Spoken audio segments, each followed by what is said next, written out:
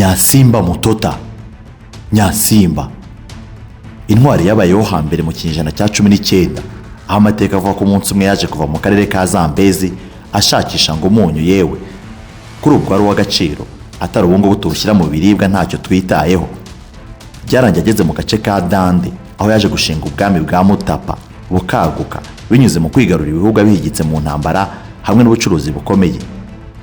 Ubu bwaje gukurikirwa n'ubwami bwa Runda na Ruba bwagize uruhare mu guharanira ubusugire bwa Afurika yo hagati buza no kubyara igihugu cyitwa Zambia. Mu mutima w'icyo gihugu niho usanga umujyi wubatswe mu mwaka wa 1936 ukaza ku isonga mu bucuruzi no gucukura y'amabuye yashakwa ku isi. Kitwe aho niho habarizwa igihangange Power Dynamos. Power Dynamos ni ikipe yashinzwe mu mwaka wa 1971 aho yabaye ikipe ya mbere yo muri Afurika y'Amajyepfo yegukanye African Cup Winners Cup hari mu mwaka wa 1991 ikaba yarizwe Kitwe. Iyi yegukanye shampiyona Zambia inshuro zigera ku 8 zose harimo uyu mwaka ushize wa 2024-2025 itwara n'ibikombe byinshi bya Zambia bigera kuri 7, Charity Shield 6, ABCA Cup 2 hamwe n'ibindi bikombe byinshi. Yagaragaye kenshi mu marushanwa ya CAF Champions League na CAF Confederation Cup ihagarariye igihugu cya Zambia. Power Dynamos ni ikipe itanga abakinnyi benshi mu ikipe y'igihugu ya Zambia ari nabo bayifashe kubona iki gikombe cya Afurika giheruka ndetse n'ikizabera muri Mahoko uyu mwaka.